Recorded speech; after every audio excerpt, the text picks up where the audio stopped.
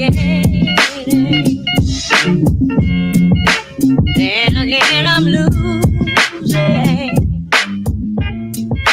Sometimes I'm rising, yes, sir. Then again I'm falling. Sometimes I'm gaining, then again I'm losing. Sometimes I'm rising, yes, sir. Then again I'm falling. Let Jesus work it out. Peace of Father would work it out. Oh, let God work it out. Peace of Father would work it out. Oh, let God work it out. Peace of Father would work it out. Oh, let God work it out. Oh, work it out. You work it out for Mother Lisa.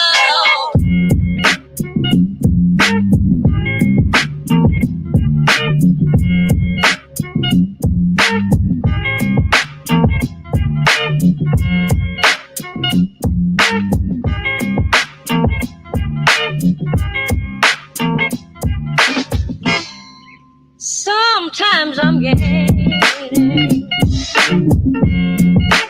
then again I'm losing.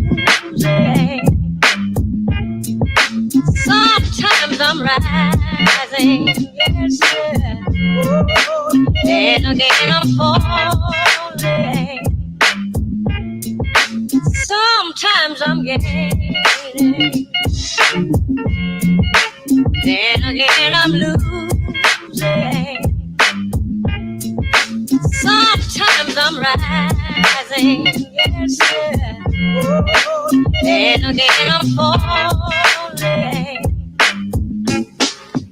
Let Jesus work it out. Peace of Father would work it out. Oh, let God work it out.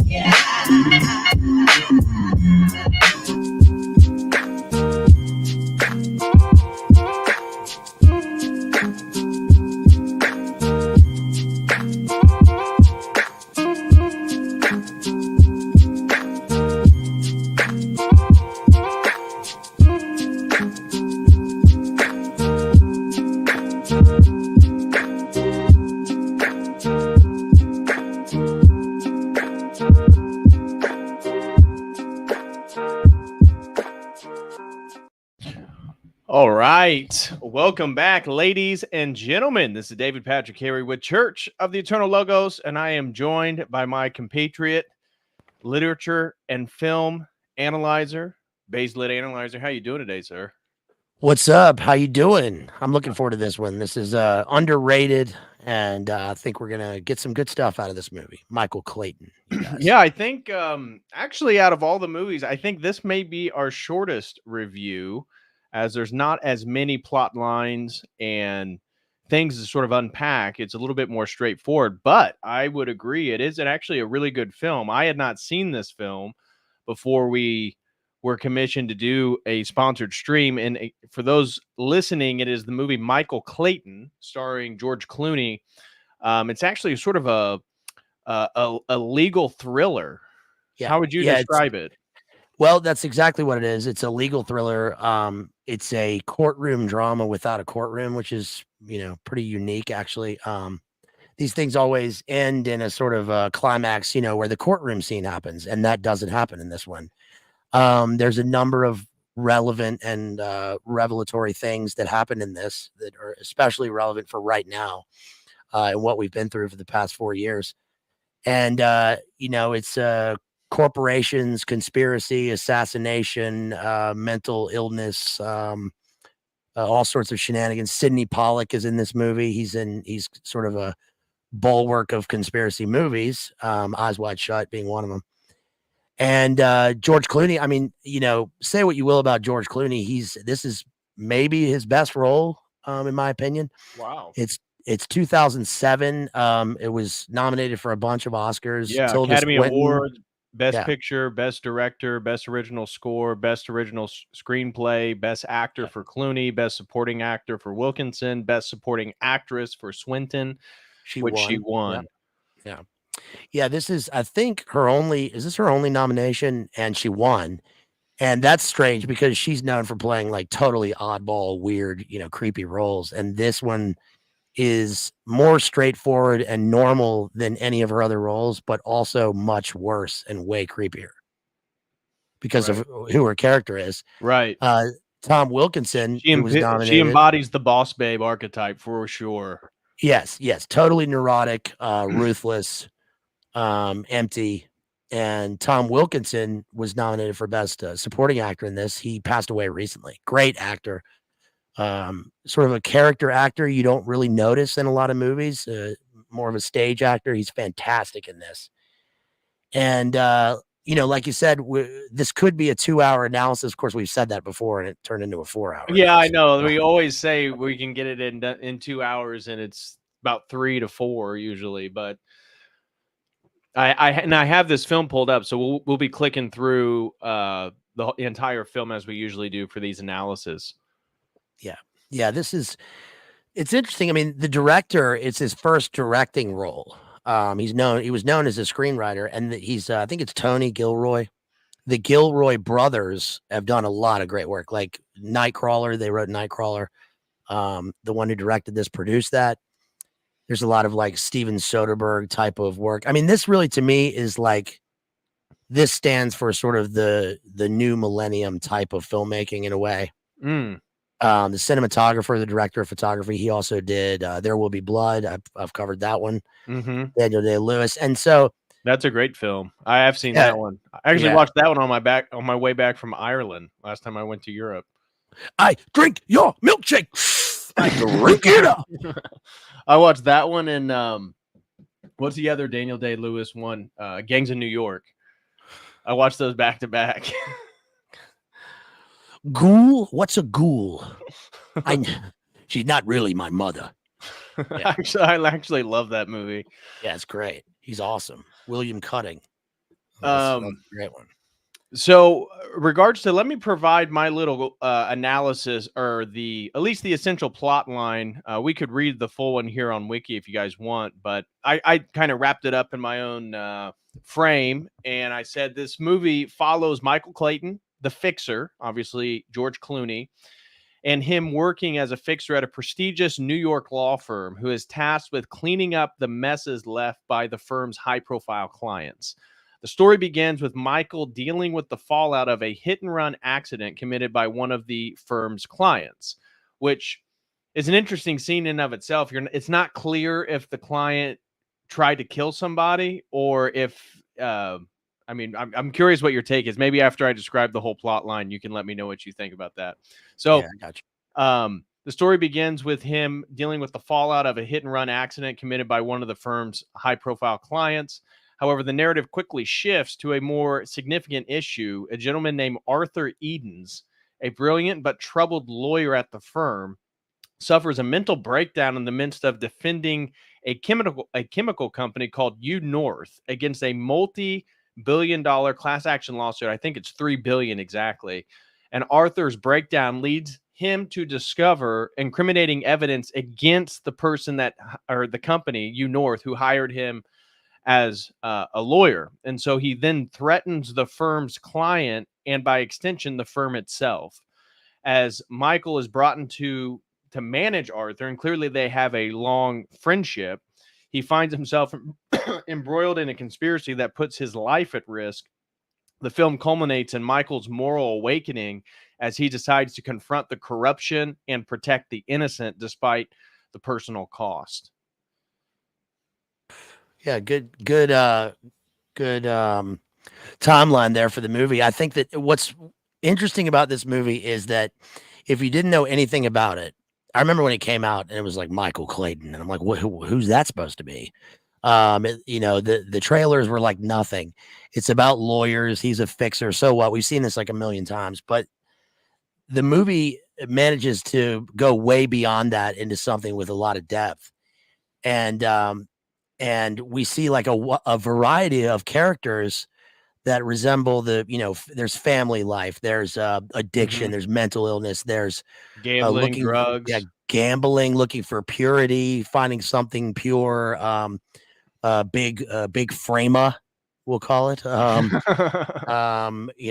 There's a lot of shenanigans in this, and actually it weirdly kind of resembles in terms of tone the movie Parallax View with Warren Beatty, which is a classic 70s conspiracy movie that Jay and I just talked about. And it's the tone is like these people are living their lives. We get an entryway into what they're doing. All of a sudden, there's this culminating thing. There's like a merger going on. There's a class action lawsuit. There's a lawyer whose brother is about to be killed. There's somebody run over on a road. There's all these major things, but it's almost kind of portrayed as if like this is a daily life of these people, right? Mhm. It's high stakes.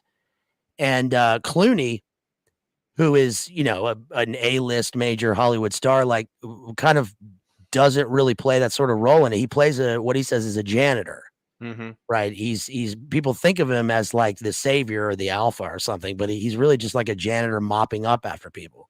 Right. So like in the beginning, you mentioned there's the incident with he has to go to this house and there's this guy with his wife and somebody's been run over on a road. Right.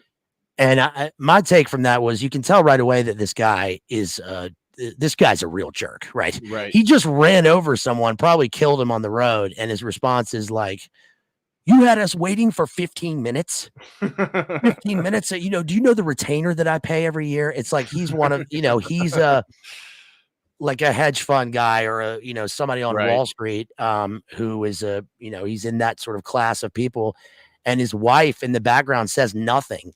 Right. Well, and she breaks a glass when Yeah. he's adamant that this guy's running in the middle of the street. That's what makes you think that they clearly knew that he tried to kill somebody and they're there to clean it up I and think create an I alibi. think I think a dude was jogging early morning and this guy ran over him You think it because was an accident? I think it was an accident. He Okay. ran Well, over the why guy would the wife be upset and throw the glass and break it? Which is a because scene that we'll see when we click through the movie here in just a few. because this guy clearly has just killed a guy, right?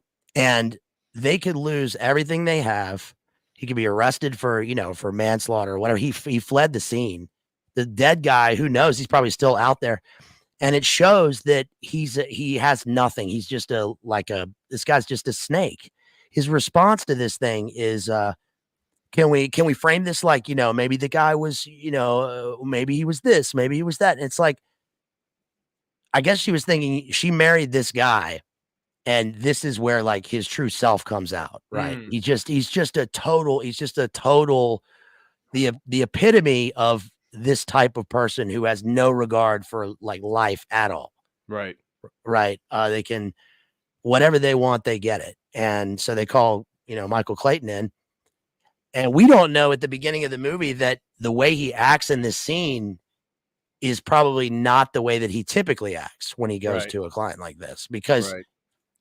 in the scene, he's like telling the guy, like, there's nothing you can do. You gotta face the consequences. But I think ordinarily he would show up and he would be like, oh, we can get you out of this, we can litigate out of this, say this when they come to, investigate or whatever they do.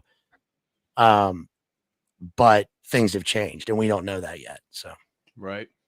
yeah. So I have a few takeaways that we can run through real quick. Major themes, and again, just to give a little bit, maybe after reading my plot that I wrote down, I didn't clarify a whole lot on the second half of the film. So this Arthur Eden's clearly somebody that Michael Clayton, George Clooney has a friendship with and has known for a while. And this mental breakdown has him telling one of the defendants, this girl of this class action lawsuit, who, again, multiple families that have been injured by the chemicals of U North, that he loves her. He begins taking his clothes off. He begins running around naked, according we're told, in the parking lot with nothing on but socks, telling people that He's sort of free from this virus, from this sickness. And what it is he's realizing that his entire life as a lawyer and that he is gifted mentally, and he's alone. His wife died. His children don't speak with him, and his life as an old man's dedicated to pursuing these lawsuits that he's defending evil. And so his mental breakdown is the realization that he wants to defend the good in some sense and defend the people that he's actually trying to bury on behalf of U North. This, kind of associated with Monsanto, something like that. And Michael Clayton's there to clean it up because he's working for the law firm that is hired by U North. And he realizes that he's telling the truth, and he begins to figure out that U North is actually up to silencing him to make sure that he doesn't turn on them, because what they find out is that he's actually preparing to reveal information that would undermine the lawsuit for U North and provide the $3 billion to all these different families that have been injured. Right. Memorandum 229, right? Secret document that he comes across. Right. So some of the major themes and motifs, and there's not a whole lot of Christian takeaways, but I managed to grab 3 of them that we can kind of glean from the film. The major themes is corporate corruption and moral ambiguity. That was the first one I wrote down. The central theme of Michael Clayton is that corrupting influence of power and money, particularly with large corporations and the legal entities that serve them. The film explores the moral compromises that individuals make to protect their livelihoods, as seen in the character Karen Crowder. That's Swinton's character, who is willing to go to extreme lengths to protect her company's interests. And the second, do you have any comments on that first point? No, there's one scene, I think you're probably going to get to this, that is, to me, was overtly filled with Christian symbolism, a kind of epiphany in the movie. I don't, you might get to this in a second. But I think that the Crowder character, so it was nod to Steven Crowder before he was anybody in the movie, is it, what'd you say her name of her characters? Did you say Karen? Yes. Karen Crowder. Yeah, of course. Yes. Yeah, of course. Yeah, I think this is like that lady that said, wrote the book about the banality of evil, right? She's totally normal. It's all normal. Everything's normal. We're fixing the problem. And yet the thing she's dealing with is completely diabolical. Right. Right. And there are so many machinations in the movie, her rise to power, the billions of dollars, all this stuff is going on, but it's portrayed as just, it's business. Right. You can tell that she's a woman who's compromised on the family. So she appears to be unmarried. Yeah. She's kind of a servant of the corporate lifestyle. She's a boss babe. She's elevated highly. She gets elevated in the movie to a higher position. At the end of it, you see her like preparing herself in the morning in a sort of Hillary Clinton business suit style. And that's the day that she then is willing to provide Michael Clayton $10 million to cover up that she actually hired people to kill the lawyer that was working for them. And she doesn't realize that he has a wire on. And so this is the end of the film. And it demonstrates this woman, again, totally devoted toward this corporate entity, is willing to sell her soul and what's good and right and try to cover up murder that she participated in to some degree for $10 million, dressed as, again, like this Hillary Clinton boss babe. And that's the day that she's going to prison as well. Yeah, she greenlit the assassination. I mean, that was her idea. She came up with it. She gave the go ahead. She knew what she was doing. And you can see that she knows, she's aware of the evil deeds that she's doing through her body language, right? When she does it, she's like, well, I don't, she's nervous. Now, whether that's like nervous about the repercussions or getting caught or whatever, but I don't even think she probably thinks of that. Right. Like she's probably more nervous about the fact that like she's doing this thing she hasn't done before. And her rehearsal, like in the mirror, is so sad. Like it's so sad. There's nobody there. She's just alone. She's, like you said, no family, probably no kids. Bought her outfit at Kohl's. She's now rising to the top. She talks about the boss guy. She shops at Nordstrom. Yeah, that's right. She does. She's gonna have billions of dollars, I guess. And that scene at the end, it's her in a auditorium filled with these old men in suits. Right. Assuring she, them that they're about to win this lawsuit. yeah, and That's when been she taken walks care of. out, she's like, "I've made it. I'm the one. I'm the one who did this. You know, this is it." And then it's like she throws it all away in 3 seconds. Right. Right? Yeah, you know, I'll give you like, you don't know that the guy's wired up. Right. So the second theme that I had was redemption and moral awakening, and this is one that I'm going to repeat here in a few. Michael Clayton's character arc is one of redemption. Initially depicted as a man who is deeply entrenched in a corrupt system, we find out he's a gambler. He owes somebody money for the upfront cost of a restaurant that's losing money as well. Michael's journey throughout the film is marked by his gradual realization of the moral decay around him and within himself. His decision to take a stand against due north despite the risk represents his reclaiming of integrity. Yeah, I don't know. This is a complex movie because there's so many characters and there's so many like sort of sideline stories going on. Right. But they managed to do this thing where you keep track of it when you're watching it. Somehow it's easy to keep track of because you care about all the characters. Even George Clooney's brother, you mentioned the restaurant, right? The restaurant like goes under, and that the implication is that his brother is a drug addict and used all the front money like for himself, and now he's like stealing the tires or whatever out of their sister's garage. And Clooney has to cover for him with, I guess, the mob, you know, or a loan shark. Right. And everybody around him is like, "Why are you doing this? You don't have to cover for him. Like, you know, it's not on you." And he serves he's his brother's keeper in the movie. I mean, Right. you Well, know, and I feel like in the end, with his brother arresting Karen Crowder, is indicative of the family bond in which at one point gets them in trouble, and then at the end, again, it kind of comes full circle, and it's through their bond and their trust with each other that he trusts his brother, even though people are beginning to think that he's a bit crazy, that this whole thing's uncovered. yeah, well, that's the brother who is like, he's even He's the keeled, cop. right? He's the cop, and he does help him to go around the law in that one part, which sort of compromises them. But then The other brother the with the restaurant. the junkie brother shows up, and there's a great Right. scene with them, and then he redeems himself because he's the Exactly. one When he's in the most dire need, he's the one That's that right. comes and picks him up. That's great. Right. It's a great scene. Which So, that's what I connected it with, the moral redemption. As Michael Clayton regained his integrity, the bonds with his family actually tightened. yeah, when they're all at the house, like someone says, like, "We haven't seen you in weeks. You know, when are you going to come up here?" And then he's with his son. You know, it's him and his son. And there are a lot of great scenes in this that are very small scenes, but it's so well written that Clooney, like the relationship between Clooney and his son in the movie, is like very small in the narrative, but it provides an allegory for the whole base, story. and I think part of the basis for his moral redemption, because the book that his son wants him to read is the book that he finds out that Arthur Eden was reading and conversing with his son about. It's so great. It's so great how Arthur is like best friends with the son, right? Right. Because It's kind Arthur, of ambiguous pedo vibes though, because he's telling that the young girl, the defendant, or I guess they're the plaintiffs and he's representing the defendant. That I how thought much he about that, loves but her, and like, and the video or the movie kind of depicts that relationship and that dynamic in an ambiguous way. Well, they like her sister alludes to the fact that like she's just an innocent girl and all this, but she's like 27. At least the actress is 27. She's my age in the movie. I feel like she was in her.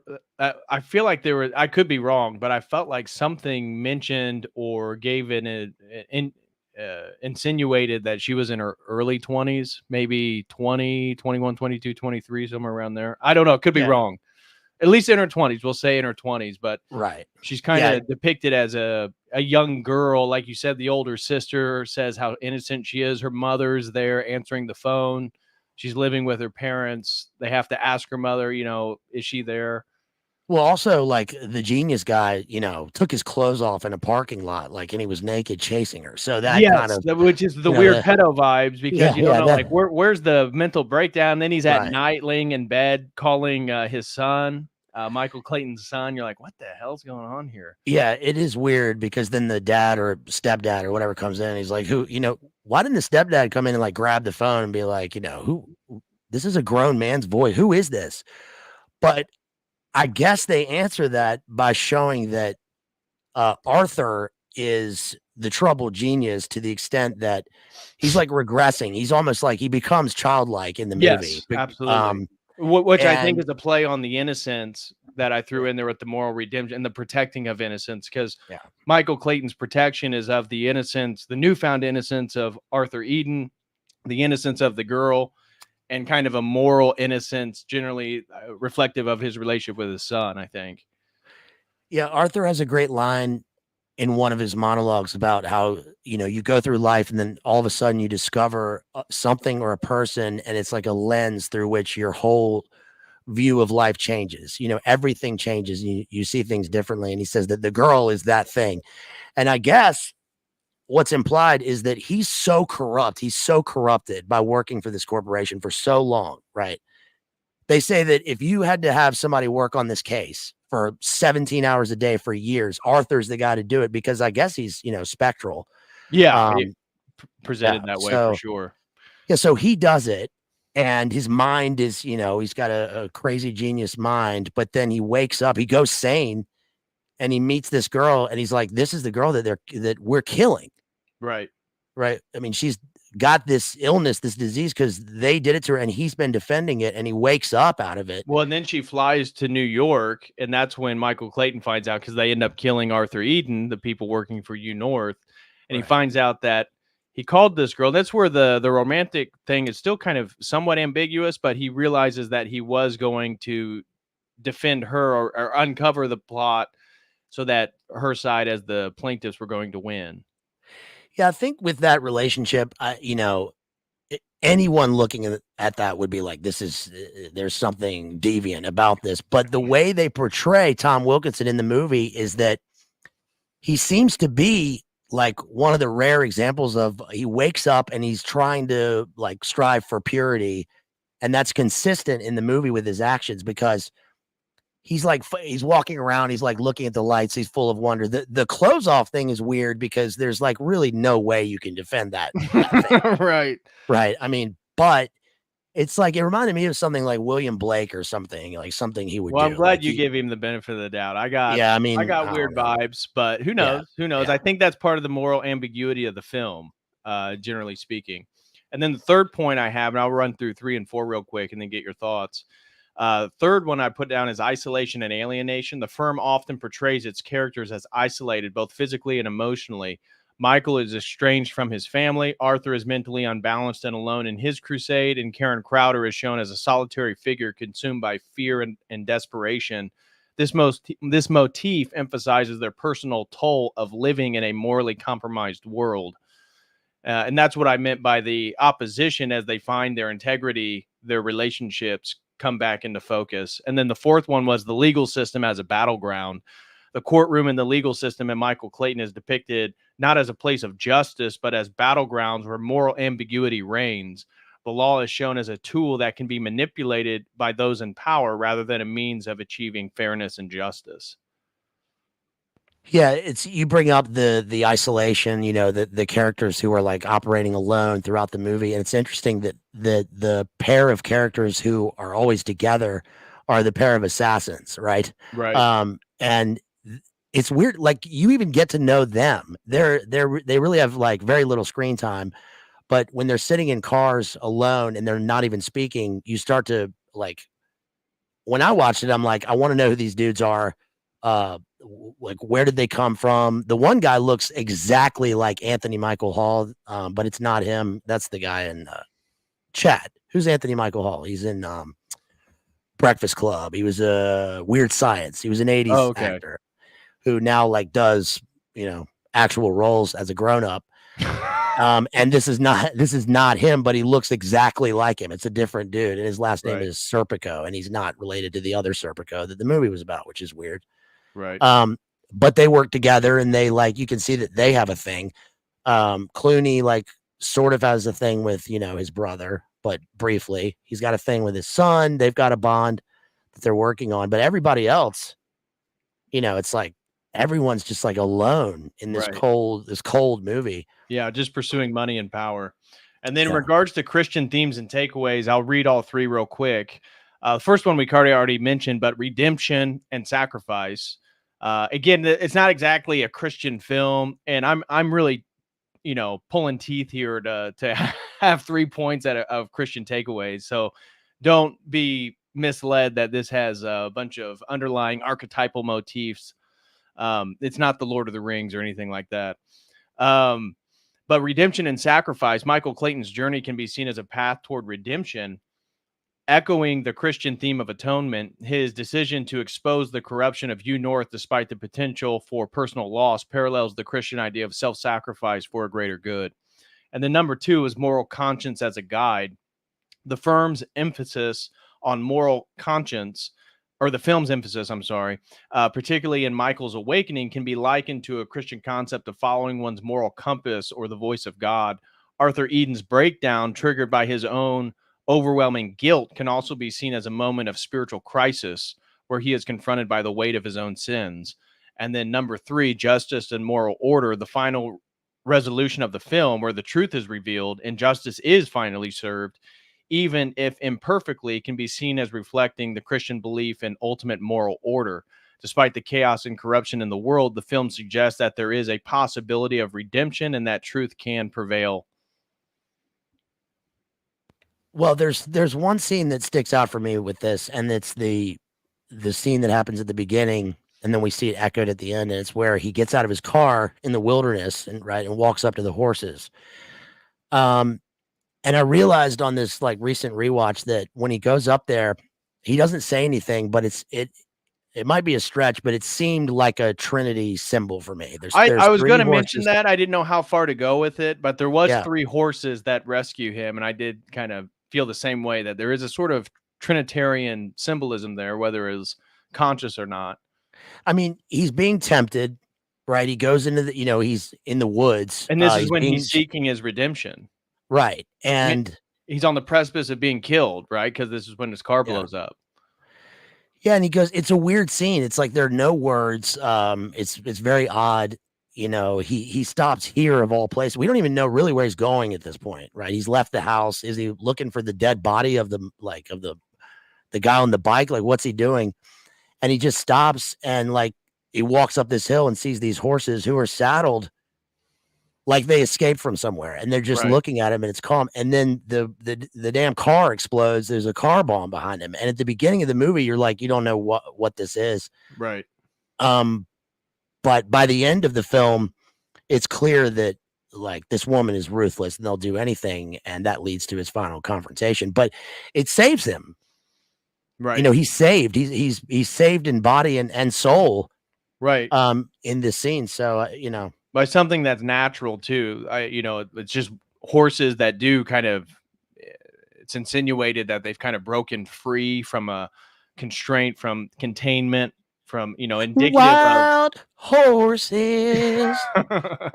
Indicative of Michael Clayton's journey, so so those were kind of my major takeaways. Is there anything you have in particular you want to say before clicking through the film? Well, I know that Clooney stated that one of the sources of the film was the Ford Pinto affair that happened like in the 70s, I think. And Ford Mustang horses. Oh, okay. So what happened was there was a internal memo that was exposed, and the memo was not that they were like knocking off people. It was that they had calculated that their risk assessment was that if there were injuries or deaths because of an exploding like fire in the engine, if that happened, then the cost of paying of settling was less than if they had to recall the cars. So they knew the cars could explode and they didn't recall them. And it was exposed. And so this, the movie kind of follows that, except for in the movie, they've already done the deadly deeds. But that kind of is no surprise for us. I mean, like, the damn Elon car will explode and like send you off a cliff, apparently. Yeah, they can drive you anywhere they want in one of those. Yeah, one of my cars exploded on the highway one time. The engine caught fire. Yeah, the whole thing burned. Who do you owe money to? Listen, we can do something here. Yeah, that was my Mazda Miata. That might be why they're trying to kill you. Yeah, You're too fly. it was weird. People were laughing at me when they were driving past. It was crazy. And then nobody stopped to help you. No. Well, is there anything you want to say before we start going through the film itself? Yeah, I think that this is a good movie that people should watch this. You know, I think probably a lot of people haven't heard of the movie or they've kind of Yeah, forgotten it. I hadn't. It didn't ring a bell when you told me about the film, and I was surprised when I looked it up that it has fairly high ratings by both viewers and critics. Yeah, It's and thank you to Dr. Spangler out there who sponsored this stream, and he put this at the top of a list. And I've wanted to do this for a while because Block Party Vintage, our friend out there, also had mentioned a long time ago that he wanted this movie covered. And it's weird because it's kind of one for the boys, and I don't know how to explain that. It's often lumped together with Master and Commander. I don't know why, yeah, you but said that. I was surprised to hear that. yeah, for some reason there's something about the themes in this that kind of cross over to one another, even though they're totally disparate movies. But this one is 2007. Film is like wine, right? There's like vintage years where it's great, and then there's nothing for a long time. And 2007 was one of those years where like there were a lot of really good movies that came out. Right. And that kind of lasted for a while, and then they turned into duds again and Marvel and all that. But this is Yeah. like a real movie. And there's not a whole lot of subversive elements in it. It's Yeah, one of those good early 2000 films. Yeah, it's kind of a film that stands for the new millennium of filmmaking. It's like a 70s conspiracy movie or a thriller, but it's one that like really takes on things that are still going on. And it's pretty straightforward, but it's gripping. And really, all that being said, it's a great example of screenwriting. It shows you like how if a movie is well written, if it's like really tightly written, that can be the thing that drives the whole thing. And this one is extremely well written, everything about it. So the way it begins is you're hearing a lot of the thoughts of Arthur Eden, isn't it? When you're open. Yeah. So Arthur Eden speaking over, and you're kind of hearing this manic speech, and it's about some type of cleansing, some type of awakening, a realization. You're not exactly sure. It's very confusing because all these things are going on. You see this, high. Yeah, law firm. It's you would think that they're in there shredding documents with this kind of activity, but they're not. They're trying to do damage control on something. We don't know what it is yet. And that's Sidney Pollack, who was Ziegler. You can feel the suspense. Something's going on. Yeah, Sidney Pollack he often directed these type of movies. He's one of the guys. He wanted to direct this, and he played Ziegler in Eyes Wide Shut. The pyramid people, and he's kind of doing the same role here. I mean, billions of dollars in a suit. The mergers, skyscraper in New York. This is like high stakes stuff. So, right. And you hear there's a name, Karen Crowder, and he said, "Where is she?" And then it flips to the sink running. You can see again, North, the briefcase right here. And we're introduced to this woman. Again, we're speculating here. It's this Karen woman that the law firm is looking for. Sweat pits. You can tell she's totally distraught, and she's hiding clearly, or she wouldn't have left the sink running. And you're not really sure what's going on. It looks like she's smelling her own pits. I mean, totally neurotic. Yeah. What time's my hot yoga? I can't forget it. And so then it flips, and now we're outside, and we're presented. Okay, what's going on here? Guns, cell phones, and now we see Michael Clayton, and he's sitting at this table, and this guy's kind of harassing him, and they're playing poker, and underground poker game, high stake. You put money in. Yeah, this guy's harassing him, but he's like totally non-threatening at the same time. Yeah, he's just again mocking him about money, how much he owes, how he got money. Stuff like that, loses in poker. Yeah. and then his phone starts ringing, private number, and he picks it up, and we can hear the voice of the gentleman who runs the law firm, who we just saw in the previous scene, and we hear his voice here and tells him that they have a problem. He's got to get somewhere. I think they put that gambling scene in because that was like what Clooney was doing at the time, right? Ocean's 11 type, it's cool underground gambling in New York City. It's, it's a cool thing to be a part of, except like this is going to play into the loan shark. Right. And element. I took it as a sort of moral turning because what we were told throughout the film is he clearly had a gambling problem. And he lies to his brother or his dad. It's when the family's together about whether he's still gambling or not. And he lies to him and says that he's not. And so that's how we find out that clearly the family's worried that he has some type of gambling problem. And at the end, the last one he goes to, he doesn't really even play a hand. It's like he gets there and then the phone call, and this is where he does the right thing. And it's really depicting this scene here. We'll see it at the end. And it's kind of him turning away from that lifestyle. Have you seen the movie Rounders? Have you heard of that movie? I've heard of it, but I haven't seen it. That's what the movie's about, that underground thing. Matt Damon, Right. Clooney and Matt Damon and Brad Pitt are like in the same universe. Yeah, and a lot of shared themes. All I'll say is that Norm Macdonald, famous gambling addict, said that the worst thing that can ever happen to a gambling addict is that they win. That makes sense. Which is deep. And also the movie Rounders is apparently based on him. Did you all know that? I did not know that. I'll have to check that out. Maybe that'll be another film analysis in the future. So we see, and this is part of the scene that's going to replay at the end of the movie. You don't realize at the beginning of the film, you're actually watching the end of the film. And so he's in his car. He's frantically driving until he's speeding on the highway, trying to get somewhere. He looks exhausted late at night, taking a look at this like Mercedes, BMW of this high profile client and seeing that he ran into the telephone pole. And you can see, look at the garage. He's got tons of beautiful cars. Or it's a Jaguar. That's what it is. He actually says the model because it's a older year. It's a collector's. Nice product placement too. This guy's driving a Jaguar. Yeah, right. Well, maybe, I guess. I don't know cars, but yeah, this guy's a real scumbag. He's living in the elite neighborhood. I guess this is somewhere on Long Island. Huge house, huge garage. Immediately he sees the evidence. He's been sent to clean it up. But what's weird about it is when he's on the highway and he's like hitting the GPS or whatever. I mean, GPS was terrible in 2007. I was still using MapQuest printed out on paper.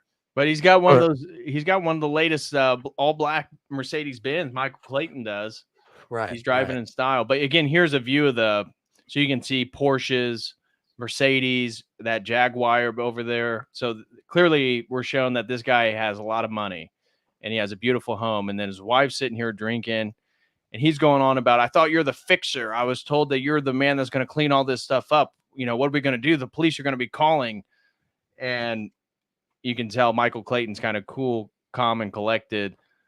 Looks totally exhausted, but we're kind of shown that this dude's an absolute doucher. Yeah, the fixer is a cool idea for a movie and kind of rare, which is weird. But to have a law firm like this with a guy who is a lawyer but doesn't practice law, that's one of the like motifs in the movie. What does this guy do? What's his job title? Because it's all like cleaning up this stuff. And with the guy who pays a retainer to a Wall Street, New York law firm or whatever, I guess the retainer is however many millions a year, just in case my scumbag activities go public, you guys will clean it up. I guess that's what it's for. And here, he's just run over. Yeah, he just ran over a guy. I'm not totally convinced it was an accident. It's not totally clear. In BLA, I may be totally wrong. I may have missed on a cue or something. But I have a feeling this guy is a bit of a nefarious character.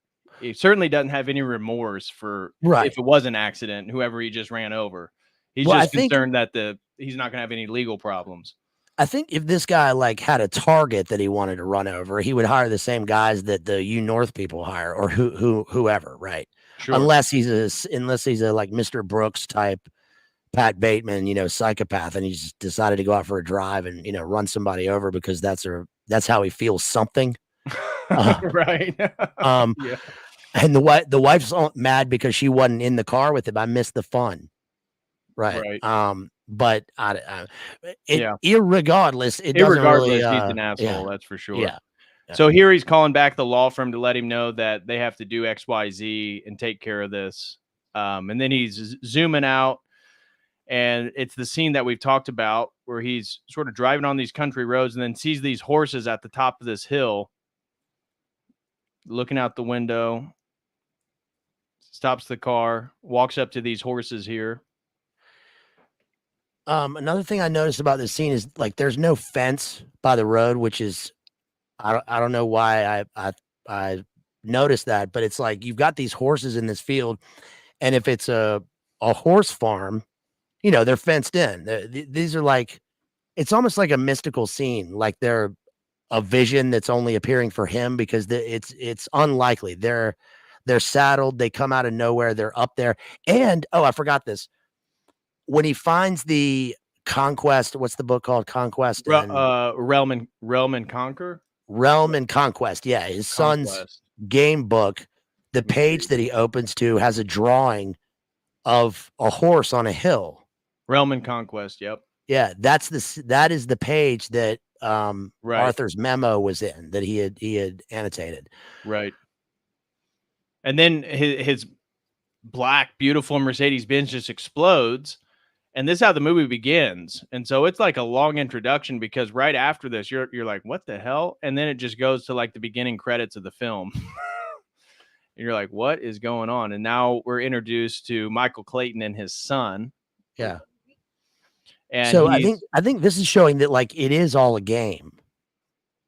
Right. It's big. It's a bigger game, but what they're doing is a game. It's just a different type of game. It's like, 33D chess, but it's realm and conquest. They're conquering different realms by doing this. Right. Mm-hmm. And so we're introduced that Michael Clayton is estranged from his family because this is his ex-wife, the mother of his child, his son. She's remarried to this guy who's going bald and feeding their child. Again, you get the masculine bifurcation here between Michael Clayton and now the current husband. I'm a substitute gym coach. And so he's picking his son up to take him to school, and you're kind of shown that this is something that Michael actually makes time for, and very sweet to his son. But his son asks him, have you read Realm and Conquest yet, Dad? And he basically told him he hasn't, but he will this week. This is great. I mean, it's pretty rare, right? The single dad in the movie driving the son to school, like that rarely happens in film. And he's got a lot going on. Usually it would be like, I'm too busy, but he's not. He's always there in the morning. And the son, by the way, I think the son, the kid who plays the son in real life is like a prodigy genius kid, which you can kind of tell in the movie because I don't know how you can tell that, but his character is very good. He's into these sort of D&D type games and probably, like invented Skyrim or something. But he's like, it's the reversal of roles. He is the dad, but the son is the one who like leads him to wisdom. Right. So, yeah. And I think it has to do with moral innocence. Again, and with those horses, I think horses in general, wild horses is kind of a symbol of freedom. And so here we're introduced to his financial problems at this restaurant. They begin bidding all these items, and you're like, what the hell's going on here? And then eventually it cuts back to Michael Clayton, and this guy, the older gentleman, comes out, and he's clearly loaned, what is it, like $70,000 or something to Michael Clayton, and the restaurant that he loaned it for has gone under, and he needs to pay this guy $70,000, and it's something that he doesn't have. This guy is he reminds me of Pete Postlethwaite in The Town, but less sinister. He's this guy is, I guess this guy's the loan shark, and he's clearly not saying it, but he's threatening like he's got to pay this by this date. We've been very lenient, right? But they have a friendly relation. You can tell they have a relationship that goes back some time. But yeah, exactly as you're saying, he's letting him know, like, hey, this little jig is up. I need my money back. Well, it wouldn't be unusual for Michael Clayton to have done some sort of, cleanup work for this guy at some time, if not like a bunch of times, right? John Gotti had great Right. lawyers. These guys have to have great lawyers. Right. And, another thing that connects with the gambling is, in a way, he's trying to gamble to get his money back to pay this guy. But the gamble at the end, he gets $100,000 from the guy who runs the law firm, who he ends up actually getting arrested at the end of the film. And it's like that gamble, the gamble to do what's right, actually pays off the debts that he owes. And so, go ahead. I got a trivia for you. Before the Uh-oh. stream, we were talking about Caddyshack. Yeah. Do you recognize the actor who gives him the contract, like with the money, and says there's going to be strings attached to this one? The right hand man of Sidney Pollack. Do you recognize that actor? I didn't recognize it. This is him. No, the guy at the law firm who when he finally gives Michael Clayton the money. Yes. Now I get it. No, I didn't connect that, but now that you say that, I got it. That guy is Danny Noonan from Caddyshack. Yeah. Now I remember. No, I did not even connect that until now. Yeah, we were talking about Caddyshack before the film started, or for the stream started. So anyways, we're kind of introduced. Michael Clayton's in a tough spot. He owes this guy $70,000, and he's being told right now, hey, I know it's tough, but I need the money. And he's like, all right, I'll figure it out. I'll do something. And he's like, doesn't your brother have some money? He's like, no, he doesn't have money. And he thought Michael would have had money saved up, and he's already spent it all. So Michael's in a pretty difficult financial situation, despite working for this prestigious law firm and covering up the crimes or the messes of these high-profile clients. Yeah, he should have money, but he spent the money obviously on his vice. He's been hitting the tables again, which is interesting because the other brother is the bad guy in the family. Right, the drug addict. He was an addict, but he's also, they all have their vices or whatever. Right. And you kind of get it's not explicit, but it sounds like the drug addict brother, he is a genuine person. So like inside, he is actually a good person. His vice was something that eroded, like you said, that sort of reputation, whereas his brother is morally hollow and has the reputation amongst the family as the lawyer, because his dad and his brother all were cops. I think his grandfather was a cop. So the family has a history of law enforcement. And now he's the lawyer, and he's driving the Mercedes and has the money. And when they're in the family, he's the one in the suit. Everybody else is just dressing regular. So, yeah, it's funny because there is that dichotomy with his drug addict brother who actually comes and saves him at the end. He's actually he has more inside of him as a morally holistic person than his brother. Well, he points that out to his son, right? He's like, you see what he's doing right there? You're never going to be like that, which is, he tries to make amends every time, but he comes to the family events and then steals the hubcaps or whatever, the tires, right? Oh, the antiques are gone, right? Which is, that's his disease and all this. But his making up for it, like, and being kind to his nephew is not enough for Michael Clayton. But at the same time, there's that one scene where his other brother says, you got everybody here thinking that you're a cop, and you got the cops all thinking you're a lawyer. What are you? Who are you? Right. Which is to say that the whole movie is kind of about all these characters, like finding themselves and shedding all this like twisted stuff that they've gotten themselves involved in, which is led to this thing where like people are dying outside of the movie. That's the whole theme of the movie, that it's lethal. Right. So morally they have to confront that. And that's uncomfortable for them, I suppose. Right. So we see he's got this corner office, again, has his own secretary, all this stuff. He's in there trying to take care of business. And again, as the viewer of the movie, you don't realize that this is all taking place before the opening scenes. And so you're while you're watching, you're still trying to piece together how all this stuff is related, and you're not quite sure. Nice office. Now we're introduced to, again, Karen Crowder, this hollow corporate boss babe. And here she's doing an interview where she's basically talking about how North is taking care of everything, how safe they are, they're abiding by the law. I think this is the owner of the company.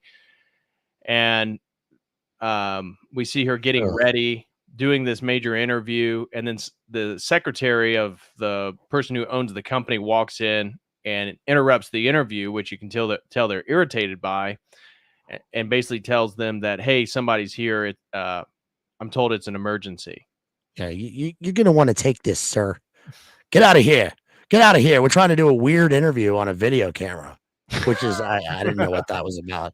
But yeah, the scenes where they show Tilda Swinton alone in the hotel room or whatever are pretty illuminating for this type of character, which is like everywhere now. I'm not gonna have a family, right? I'm gonna make it in business, like despite all odds. And she's just totally neurotic and like weird, and like she, you're looking at her belly and the slip, and she looks like pretty good when she's put together. She got a nice hairstyle or whatever, but she's totally, there's nothing inside of her. She's totally empty. And what's happening here is that interruption, they're letting them know that Arthur Eden, the lead lawyer on this lawsuit that they're worried about, $3 billion class action, that he just had a mental breakdown in some type of deposition. They're all in one office, so it wasn't in a courtroom per se. And Michael is told that he needs to get there immediately, and this is over in Wisconsin, I believe. And so he then goes to the jail cell where Arthur Eden, the head lawyer, was naked and kept saying that he loved the girl who was one of the plaintiffs. And he's telling him now about he's had this awakening. He's had this realization. He can see the light now. Everything's changed. He's no longer sick. And Michael's asking him, did you take your medication? He's like, no, I'm not taking that. And he thinks he's having a mental breakdown because he's not taking his meds. And he's telling him how he's going to screw all this stuff up if he doesn't get his act together. Yeah, and the context of this we learn later in the movie is that, he's not taking his Seroquel or whatever, and he is like having a total kind of meltdown, but the meltdown is not a meltdown into insanity. It's actually a meltdown into being sane, and trying to find virtue, because he realizes that he's done all this work and the work has been infernal, and he realizes something that he did and he snaps. And yeah, he's, he takes his clothes off or whatever. Yeah, that's not good. Especially, you don't want to go to the Target parking lot and see this guy in his socks walking around, just, in Kenosha. Right. But the fact that it's in Wisconsin here is important, because he later points out, if you wanted to have me committed, you should have thought about that in Wisconsin, where the law, I mean, this guy knows the law. He's the top dog. Right. And so the police, he's yelling at him. The police ask it, we need everything okay in there? And he's like, yeah, we got it. And they're going back and forth. He's got his medication. He's like, Arthur, you got to take your meds. I'm going to get you out of here. And so then we see that boss babe, Karen Crowder, is watching the video in which he begins to go mad and telling that girl right there in the blue on the video right there how much he loves her. And there he goes. He starts taking his clothes off. And she's horrified because they're basically going to lose this lawsuit now. Yeah. For malpractice, right? Right. Yeah, your main lawyer, this is the guy that's, representing the settlement. And they say the settlement is like $3 billion or something. Yeah, it's like $3 billion. Something huge. And so we see that he's kind of taking care of all the paperwork to get him out of jail. And so he gets him out, and then he takes him to a hotel room, and they're trying to come up with a game plan on how to deal with all this stuff. And he's like, don't worry about Arthur. I got him taking his medication. He's sleeping in the other room. And then they're told Karen wants to talk with Michael, and he's going to leave this room. Oh, it's going to skip here. Anyway, he's going to eventually go down to another room to talk with the boss babe. So we flip over to Arthur's in this room, and he's on the phone talking with Michael Clayton's son about the book Realm and Conquest. This is odd how this is staged, because the kid is sitting like an adult at a desk or something, and he is in the fetal position. Right. He's the child in this, and it's I just found this a weird scene because he's interested in this game, and the game is obviously a cerebral game. You know, it's like he's explaining, I don't know what, Skyrim or something to an old boomer who's like, there's such a thing as video games. I bet I can write the code. This guy's a genius. And the kid, they kind of infer that the kid is also a genius. Yeah, he's a sharp kid. But again, this scene's weird because the stepdad comes in. He's like, "Hey, who are you talking to?" And he won't. I'm talking to a friend. And Arthur's there. Oh, don't hang up! Don't hang up! Yeah. It's like, Yeah, he's he's insane. I mean, he's in his bipolar mania, I guess. But what the kid is explaining to him here is the rules of the game, and he says something about like they have a common dreaming. They're all dreaming about the same thing, like a hive mind. Right. And they all like something about like they all wake up at the same time and they realize the truth. Right. Which is, it becomes an allegory for Michael, again, Clayton's own awakening. So then he has to hang up because his stepdad's taking the phone, and we see Arthur's disheveled in the hotel bedroom. And so here, Michael Clayton, this is the scene I was talking about, comes down and meets with Karen Crowder, and you can see the sort of pale demon face. Yes, very much. She's very much of a modern female demon. I mean, look at that. Like, she got claws, a little orc face. That's terrible. Right. She's all right there. And so she's explaining to Michael, like, where's Arthur and what is your plan? And he's saying, well, Arthur, I got him to take his medication. He's in the hotel bedroom. He's taking a sleep. Everything's fine. And she's like, well, no, it's not fine. He just ruined this whole thing. What are we going to do about it? And he's like, well, Arthur just didn't take his medication. He's alone. His wife's dead. She died last year. His daughter and children don't speak with him. He's only doing this lawsuit, and he just had a mental breakdown. That's it. He'll be fine tomorrow. And she explains, no, the CCTV footage shows that he was naked and nothing but his socks in the parking garage, yelling about how he's cured of his sickness. And she's asking, what sickness does he think he has? And he's like, I don't know. He doesn't really make any sense. Yeah, which is interesting because he really is making perfect sense. In the ramblings of like it seems like an insane person rambling, like with the voiceover at the beginning, but it's a memo. It's a memo that he's calling the I guess the plaintiffs or whatever and his law firm, and he's telling them what he's going to do without telling them. And then she says right here, what, you think this is a game? You think this is fun? This is like the biggest thing ever. This is real corporate this is like she lets you globalist. know $3 billion is on the line right now. What are you talking about? It's going to be fine tomorrow. This is like, the people that like made the stabby, whatever they did. I mean, it's the same sort of company. Right. And it's interesting. She says the game, because we see the game in the next scene. Well, it's even with Big Pharma. I mean, Monsanto, weren't they sued for the chemicals in their fertilizer and stuff like that? And that's kind of related to what's going on here. Is it's a chemical problem with one of their products. Yes, which I think is a brilliant, brave, and stunning corporation, and corporations are people. Yeah, exactly. Corporations are corpses. That's for sure. So, so she's upset with Michael, and we see a repeating theme here because the first guy's like, I thought you were the fixer. And she's like, I thought you were the fixer. You're a nobody. Why do they send you here? And she basically gets up and insinuates she's going to take care of it herself. So then we see Michael goes back to his room, and we can see Arthur laying there in the bed where he's obviously going to escape through the door right there. Right. You see that sliding door and you just know that he's going to be gone. Yeah. And he's telling him, Arthur, just lay down, relax, just go to sleep. It's going to be fine tomorrow. And so I forget this.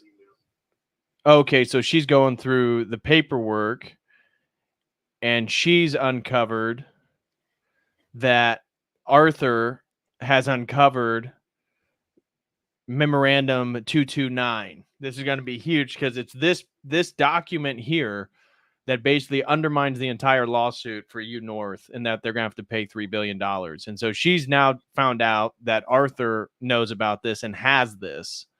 I And wish so I could she- see the other half of that paper because it looked like the word Dangerfield. Oh, I almost stopped on it. It's so hard to stop on. Right. Oh, where do you see that? That previous frame. It was half the page. It said, "Is he right there?" Oh, yeah. Damn, exposed. Exposed. So she's freaking out. Close to 322, I guess. She's freaking out, and then Michael's getting a call basically saying, you got to get Arthur here now. We got to take care of this. And that's when he goes back to the hotel room and finds he goes, yeah, the bathroom's locked. He's in the hotel room. He thinks no, this is the entrance to the hotel room, isn't it? He thinks he's had a manic breakdown. Yeah, he thinks he's gonna kill himself. Yeah. And he breaks into the room to find out that he's written on the wall what his son told him the night. Oh, gosh, if I could just stop on it. Let's see here. Got to be careful. Got to be careful. There we go. Make believe it's not just madness. So this is like this type of thing is really brilliant in terms of screenwriting. I love this sort of thing because people like now they call it like little Easter eggs in movies or whatever. But this to me is like this is almost like a Hamlet situation. There's a play within the play. There's an allegory, and the character is breaking out of his prison planet, whatever his life was before, and trying to reverse everything at the last minute before it's all gone and too late. But he's the guy responsible for prosecuting this thing. He's in charge of the lawsuit that's going to pay off these people and pay them off for being killed by this company and make it justified and legal. And it'll all be fine. He's the guy. And at the last minute, I mean, he's the one they don't want to do this. Right. And so the madness, it's weird because this is he clearly is crazy, but his craziness is at like a moment of total clarity. And the people around him are so corrupt that they just want this to all go away at any cost. They perceive his moral awakening as madness when in fact it's sanity. And what they're doing is madness. And so he realizes that he broke out of the back door there and he's gone. He's been released in New York. And we see these two guys playing golf and they get a phone call from boss lady Karen Crowder. And they realize, okay, we got to go. And these are essentially assassins or their own cleanup men that U North has. So not Michael Clayton, who's working for the law firm that's representing U North, but U North, aka Monsanto, they have their own cleanup men. And so they leave the golf course and make their way to New York. And she's letting him know he's in charge of the law firm. She's now in charge of U North. And she's letting him know that Arthur Eden knows the ultimate truth. So I just really like how this is portrayed in the movie. Oh, maybe she is married. Maybe she is married with a kid. Is that her? No, that's Arthur. She looks like Arthur's wife. That's not her, is it? It looks a lot like her. I think it is her. Where are we at? Well, maybe is that his family? Yeah, what's this? Maybe it's on his desk. I guess, are they sitting at Arthur's desk going through his stuff? They must be. That's weird that his wife would look exactly like Tilda Swinton. I know, right? What in the world? The weird casting for that. So then the way they portray this, though, there's the Caddyshack guy. Noonan. Oh yeah. It's brilliant because like this is the stuff that's in the news, right? Like that certain airplane company and the shenanigans. We hear this all the time, and this shows, I think, probably a pretty accurate portrayal of how this stuff happens. It's portrayed as business. They call the guy. He's like, "I'll send you a link. You'll do this, and then this stuff will happen." And it's just like, oh, okay. The guys are playing golf. right? They're playing golf with you before the show. I wish. Take off. And they're probably like, I'm sure they're ex-military. Now they work for, the corporate Right. wet works division, and are handsomely paid for it. Right. So here they're going through the files within, I believe it's Arthur Eden's office, but again, they're trying to uncover everything that Arthur has, and they know that he's on the run right now. And they're afraid, along with you North, that he's going to expose the truth of everything. And so Michael's there, and this is when I believe this is when he tells him he's got to ask him about something.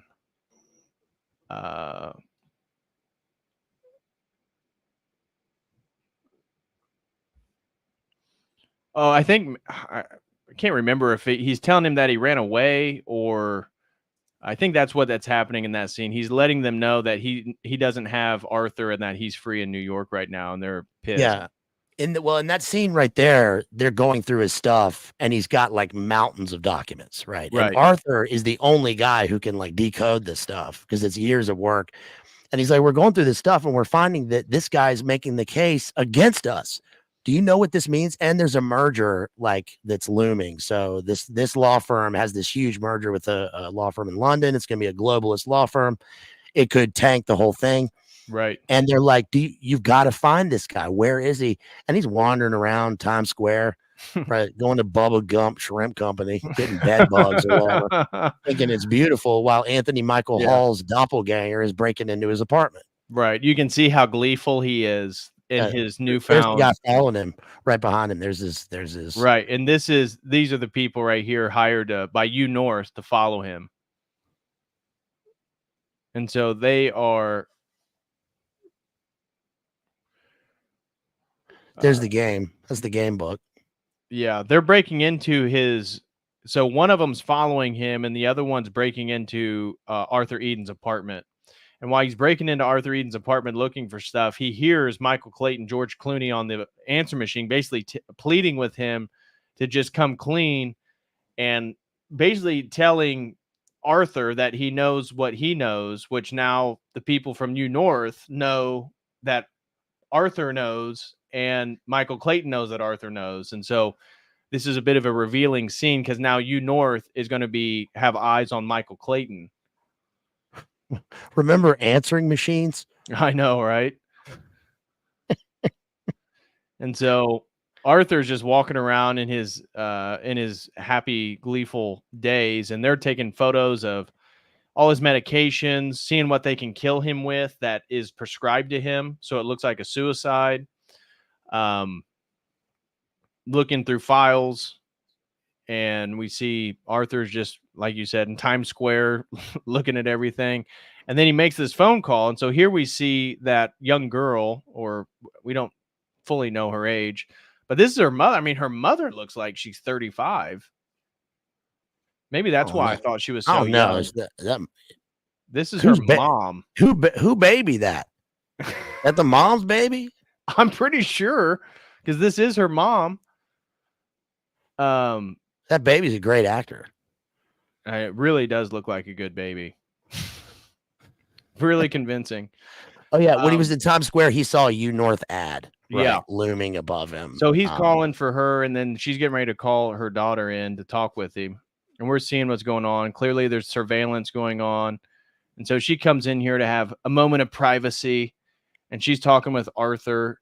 And again, as the watcher, you're not totally, the full context of this whole relationship. You don't know if he's infatuated with her. You know that he knows something and that he is wanted by the law firm because he's going to unveil the truth of this lawsuit. But you don't know the full intentions. And basically, he's getting her to trust him, and he wants her to come to New York because together they're going to take down U North.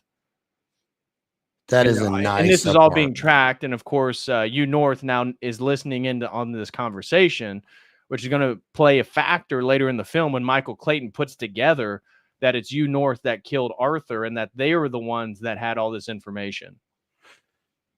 That sounds really convoluted, but it's actually not when you watch the movie. Like they make it very clear the series of they do. events. You follow it. Yes. And you know, this Without guy's without words explaining it.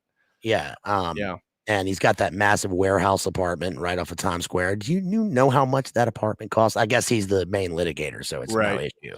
And so here, Michael Clayton's talking with the loan shark that he has and saying, well, what if I just get you 10,000 by the end of this week? And he's like, Michael, I need the 70,000. Isn't there something you can do? And he's like, I'll get you 10,000. Just let me get, that's just going to whet their appetites. It's not good enough, Michael. He's the Mr. Rogers loan shark, like the kindest loan shark of all time, I guess. Here he is at Sidney Pollock's townhouse in Manhattan. Right, yeah, which beautiful, is Eyes Wide beautiful Shut. house. Going through That's all of Arthur's stuff. The Eyes Wide Shut filming location, I suppose. He's basically the same character. He's Ziegler in this too, because he was a lawyer in that. That's a good point. And so he's letting him know that he's really worried about this whole Arthur thing. And this is where Michael, again, just coming from the loan shark, lets him know, hey, I need a favor. I need $100,000. And he's like, Michael, what happened to the other money? He's like, I don't have it. He's like, Michael, I've got billions in liquidity. I mean, that's nothing to me, but I don't want to give it to you. Yeah. Look, same point is in Eyes Wide Shut. He does the exact same thing when he's talking to Tom Cruise, that point. Yep. I just realized, is the character Arthur because this is his quest and the Grail is his awakening with the truth, with the lawsuit?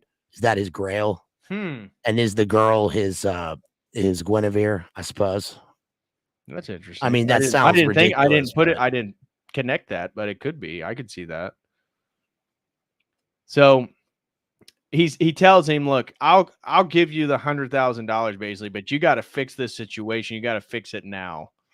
And so that's basically how this ends. Again, a lot of words here. And then he walks away because he has to go somewhere, or he has another meeting or something like that. So Michael is trying to get a hold of Arthur. He's not at home. He can't find him. And this is where North now, the cleanup men for them, are finding Michael Clayton trying to go to his house or his apartment, and they're now on the fact that Michael Clayton must know something. And again, they listen to the voice message he left. I like how his around New York boy. Asking, you ever seen this dude? You ever seen this guy? I like how his boy is like going along with him on this quest. Right. It doesn't seem like it's prudent, but at the same time, he's with him and he's kind of, he's with his dad learning how to be. Right. That's what he does. And that conversation with the guy, with Arthur, right? Yeah. And the thing with his boss in that last scene, one of the things they mentioned was the merger might happen and I don't have any money, and what's going to happen if we merge? Am I going to still have a job? And he tells him like, you're irreplaceable. Everybody knows it, which means, yeah, you're replaceable. Right. You don't have a job title and you work for me directly. And if I'm gone, you don't have anything. Right. And to give you credence in regards to the strange vibes I get from Arthur in the film, it seems like towards the end of the film, Michael knows that his son was having conversations with Arthur and he wasn't too upset about it. So, which would lead to your observation that maybe he wasn't a creep, but he was a bit creepy in certain ways. Yeah. Well, I mean, look, he took his clothes off in the McDonald's parking lot, walking around with Mickey Mouse socks on. Yeah. Saying, I'm a genius. That doesn't work for most people. Yeah. Telling that girl he loves her. Right. So here he's walking, Michael driving by through this alley spots Arthur with all this French bread.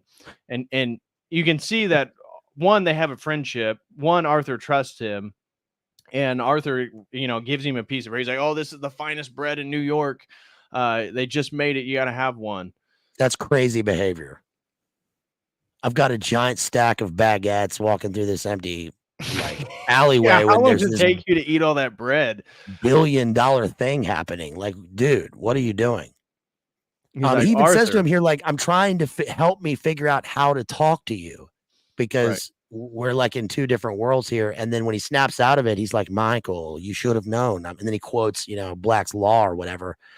with all the stipulations. This guy's he's Right. the best lawyer. Yeah, but this he's a is trouble where genius. that point that you made earlier about like if you're going to put me in insane asylum, you have to do that in Wisconsin. Now I'm in New York. You guys have no jurisdiction over me, and he already knows all the laws in the different states, and so and it's not like Michael's going to handcuff him right here, but he's yelling at Michael saying, "No, basically, I know what I'm doing. Stop. This is wrong, and I need to do what I need to do." Yeah, he knows the consequences for this thing. I guess he's just beyond that. I mean, even the boss, Sidney Pollack, at that point was like, what have you gone soft? Are you soft with this? Do you know the implications of what could happen with this? Which is to say, these people will hire Green Berets to come and smoke you. I mean, this Right. is a big deal. And one of the other things that's really important in that scene is Michael he lets him know that, hey, you called that girl last night and you're telling her to, whatever, everything that he told her he was aware of. And he's saying, how do you know that? How do you know that I called her last night? And and he knows that, well, the person who owns the law firm I work for knows, but he doesn't realize that North has tapped the lines, but Arthur is already key that somebody has tapped his phone line. And so he comes home and he starts playing the North commercial nonstop on repeat. It's pretty good. Yeah, it is. It's clever. So the people that are tapped into, again, listening to him on the outside, they're hearing the same commercial of North play, and he starts blaring it through the sound system. And then he calls.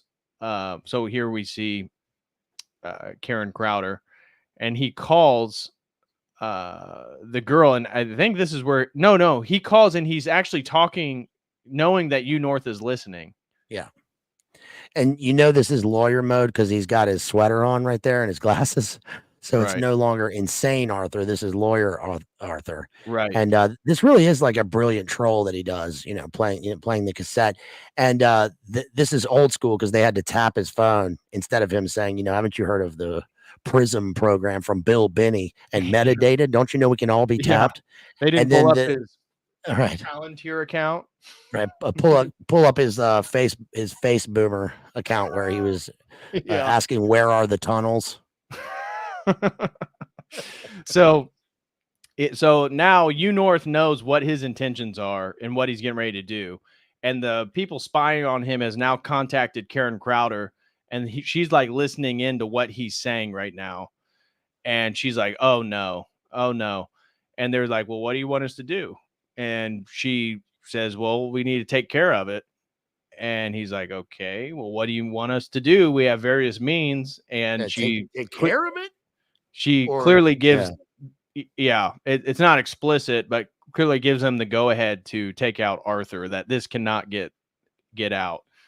And so here we see Michael at his father's birthday with all the family around, and Michael looks like he hasn't gotten sleep. This is his brother, was it the police captain or something like that for the NYPD, something of that nature, maybe a detective. 42nd precinct. I've been working here for 25 years, Michael. Yeah, basically. And he's letting him know about like what's going on. And it sounds like his brother knows who Arthur is as well. And he's letting him know, look, I'm busy right now. I got to get to work. I'm going to be there rest of the night. Like, what do you want from me? And the next scene is Arthur going into his apartment, and we see the North cleanup guys tase him, dragging him into his apartment, stuff his own pills down his mouth. Yeah. Put that MK Ultra heart attack fentanyl pill in his mouth, right? Stage the suicide there in the bathroom. Yep. Yeah, throw the pills around. And then lock the door again when they leave, so it looks like he locked it from the inside, so it was intentional. Right. And then Michael's with the family, and he has to leave. He's taking his son. Or actually, I think, is he taking? Yeah, I think he does take him. Yeah, and then here's his brother. So he was the heroin addict. Yeah. And you can tell Michael has no interest in speaking with him. And as you said earlier, there's the scene where they get in the car right here.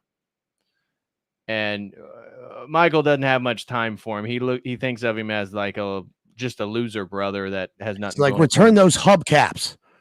Yeah. right? The guy stolen the tires or whatever. But he does something weird, like where he looks at the son and he's like, "Hey, slugger," or something. He's like, "Get in the car."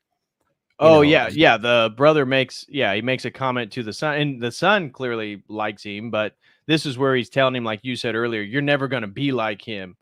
Um, he's a failure essentially.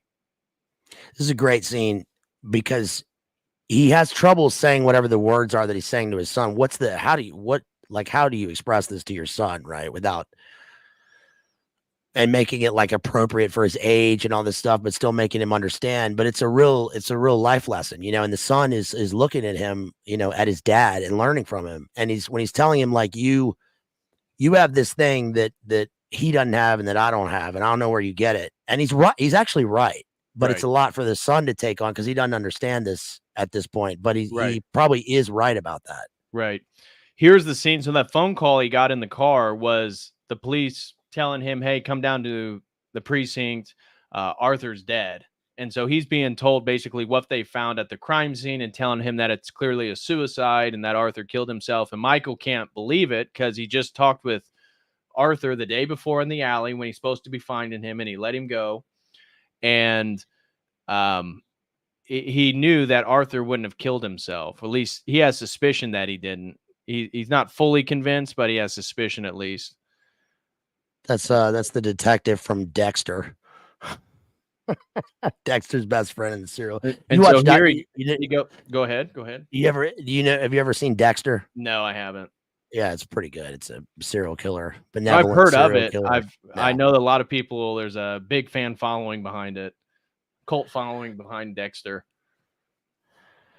Anyways, this next scene, the whole law firm is having some type of law firm party at this pub. Michael goes and is greeted by, again, the man who runs the law firm. And, basically they're saying sorry. They can't believe that Arthur killed himself. And he's like, "Man, I need to get you a drink." And so the next scene, they're just sitting there and kind of basically saying, "I can't believe he did this. Like, why would he kill himself?" And even though he knows that Arthur was going to unveil the truth of this whole lawsuit. Yeah, and he even says to him, I got a feeling about this, and it's too awful to say. I can't say it. Yeah, it's just and what is it? What's the feeling? Yeah, the feeling he says is that like it's actually a relief for this to happen now instead of down the line when it would have been worse, I guess. Right? They saved the law firm, they saved the merger, I guess. And it was, I guess he's saying like it was bound to happen sometime. He was going insane. But it's a pretty cold thing to say in this situation. I mean, the guy has just died, right? And but he doesn't know that they knocked him off, does he? I mean, no. Michael Clayton has not put that together yet. Though. Yeah, and the boss isn't in on it either. It's just Tilda Swinton, right? I believe we'll have to watch. I can't remember if he gets arrested in the very last scene or not. This guy isn't there. It's the guy from U North, that lawyer. Yeah, in the commercial that the interview they were doing. Yeah. But so, I mean, so he may not know. At the same time, the reason why I have suspicion is because he was passed the information about the phone call. So to some level, he does know that U North is spying on Arthur. Yeah, and he said he has the thing where he says, "Are you soft?" Like he knows that these things happen in their world, that people are knocked off for this sort of thing. But I don't think. Yeah, I don't know if he was. Yeah, gave the green light to kill Arthur. I don't think that's the case, but it doesn't seem like he's totally surprised by it. Right. You can tell Michael's taking a lot harder than he is. How does Michael not at this point, before he realizes what's happened, how is he not suspicious? Right. Right. He just takes it. Yeah, there were pills everywhere, and it was ever. I guess there's the thing about the note. Did he leave a note? Right. Well, once he breaks into his apartment, which is going to be in just a couple scenes, that's when he puts the whole pieces together. Because I forget what it is. He gets something out of the realm and conquest or conquer. Is it conquest or conquer? Conquest, I think. Yeah, that's the memo. That's a copy of the memo, I think. Yeah. So Here he's calling the girl because he knows that Arthur, that was the last phone call he made. And the mother wakes up and says, I can't believe you guys. She's pissed because her daughter was told by Arthur to go fly to New York and that he'd pick her up. And she's saying she's just a girl. She's never been on a plane. She's never gone to the airport. And she got to New York and she's stranded. Where's Arthur? Like, you guys are, terrible. And Michael's like, what? She's in New York right now? And she says, yeah, she's at so-and-so motel, A Airway Inn here in LaGuardia. And Horrible motel. And he's like, okay, I'll take care of it. I'll go pick her up right now. And so we see the U North guys know exactly where she is because everything's tapped, and they see that Michael Clayton is there. We got a problem here. And so Michael now goes in. She eventually lets him into the room, and she's crying because she can't believe that Arthur's dead. She didn't know why he wasn't there until Michael, we're clearly informed here by her crying that Michael's informed her that Arthur is dead. And she's all upset, and she can't, she's asking, is he just a liar? Like, he told me that to come here, that he was going to, solve the case. Everything was going to get fixed. And, so this is like an incredible series of events, because I guess this is why he sees something in her, why he, like, this brings him back to like innocence, because I mean, she goes on the trip. She goes to New York. Right. And right. that in itself is pretty wild. There's the lawsuit happening. I think maybe that other woman is her sister, not her mother, because she says the thing about, like, my mother used to listen to my conversations or whatever. And her sister, she's living with her sister, I guess, because her sister is acting like her mother, but I guess it's not her. Irregardless, whatever it is, she got on the plane and went to, the metropolis, and it's just sitting there, and she doesn't know what's happening. She doesn't know that this guy's insane. But she goes, which is wild. Right. And then the next scene, we're at the precinct, and we see that the brother is doing a favor for Michael. He's like, I can't be doing this. And he's like, don't worry about it. Nobody's ever going to know. And what it is, it's the seal of the crime scene. So once a crime scene is sealed, it cannot be opened except by permitted professionals, police, and crime scene investigators. And so it's already been sealed off. So he's giving him a new seal to allow him to break into Arthur's apartment. And when he leaves, to place a new seal, or actually when he enters, to place a new seal on the crime scene so it looks like nobody's entered it. Yeah, it's just a green piece of paper from Kinko's. And of course, the brother is like, I'm 3 days from retirement. Yeah. Right. I'm going to lose my pension over this. I mean, but he is, taking a chance here. But this is what I didn't understand. It's sealed, right? So you would open the door, go in, and then when you shut it and you came out, you'd reseal it, right? He puts the seal on before he goes in. Right. So he puts the seal on, and then he breaks in because the police officers come in and arrest him before he's able to leave again. Because these guys see that Michael Clayton breaks into Arthur's apartment, and they call the cops on him. And so he goes in there and he sees the crime scene. He sees where the body was. He's looking through all his stuff. And eventually he walks over and sees the book that his sons asked him to read, which he hasn't read, Realm and Conquest. It's Mal's little red book. Yeah. This is a CCP operation from the get-go. See, look, the horse with the trees on the hill. Yep. Right here. That just shows a single horse, but yeah, that's exactly what's being played out. He's annotated his book, BLA, JD. Yeah, so this is the memo of, he doesn't know exactly what this is, but he paid $985. Turns out for 3,000 binded, sort of cheaply binded of that memorandum 229, which was going to, again, uncover everything. So he was going to make it public so that the whole world would have evidence. And so he sees that memo and he puts it in his pocket. The police come, they arrest him. Now his brother's in trouble because nobody knows how the hell he got that, which they would assume that it was his brother that helped him. The police showed up because the assassins must be the ones who called him, right? Right. Anonymous tip. By Right. the way, if you're a wet works guy and you got to bust into a sealed apartment, it's probably best not to turn on all the lights when you're in there, Yeah. I'm right? gonna I'm gonna in a sealed crime scene. I'm gonna turn on all the lights to make sure I see Right. everything. Might want a flashlight. I think when Um, they use flashlights, they use like red light right. because the red light can be, I don't know, whatever. So his brother's pissed. He's like, dude, you just jeopardized my whole retirement. Like, I knew I shouldn't have helped you. And he's saying, you know, just trust me. There's something not right about all this. And so now he goes to the place where that receipt was from, and they're Look at like, this guy. bro, like, what's happened? We've called you, and your answer machine must be busted or something. We were only able to print 2,000 in red and 1,000 in blue. And so he opens up and sees what exactly it is. That's the director's son right there. He Is got a it good really? part. Yeah, he got a good part. And he gives him $50. He's like, all right. He's like, They're whoa. like, we were trying to get you. We've got all these stuff done. He's like, here's $50. Keep it for one more week. I'll be back. He's like, whoa, man. I can get like a controller for my PS2 with this. Yeah. Or a new bong, I guess. So there's the hitman who And looks that's the exactly hitman for like you Anthony north. Michael Hall. Exactly like him. And so here we see again, she's elated because Arthur's dead, so the problem's solved. But now they say, oh, we got another problem. Michael Clayton has memorandum 229. And so now they got to deal with him, and he goes into this room, lets him know what's going on. He's not happy about it. He never actually shows him memorandum 229 here, though.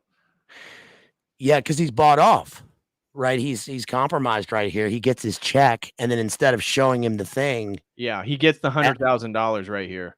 yeah, and he gets his job secured. I like you, Betty. It's Danny, sir. Danny. So here now he has his $100,000 that he needed, and he goes and pays off his debt here in just a few. But he's got Arthur's book, gives him his $70,000, celebrates with some vodka shots over here. So a little Grey Goose. And he's like, I thought you were going to give me 10,000. He's like, it's 70,000, isn't? Don't worry about it. He's like, okay. Yeah, his brother's lucky, isn't he? His brother's probably unaware that this is all happening, right? His brother got to lift the 80 grand, have a holiday just full of, all kinds of wild substances, and he gets it all paid off. Right. Here is where the beginning of the movie begins to make a little bit of sense.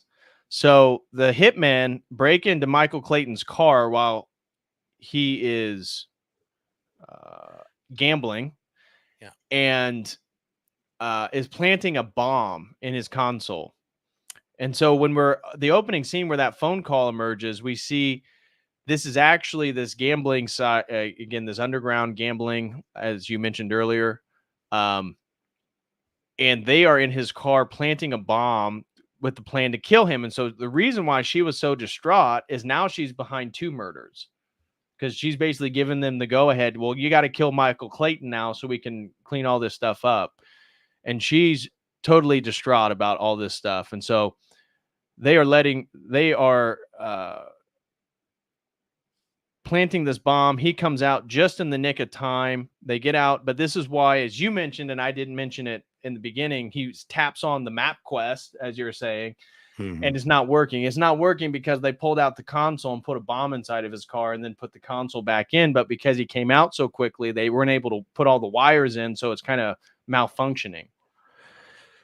This is pretty cool how these guys operate, how they show this. I mean, it's a 2-man team. They're professional. They can make car bombs. They have all this stuff. They're obviously, military trained and all this.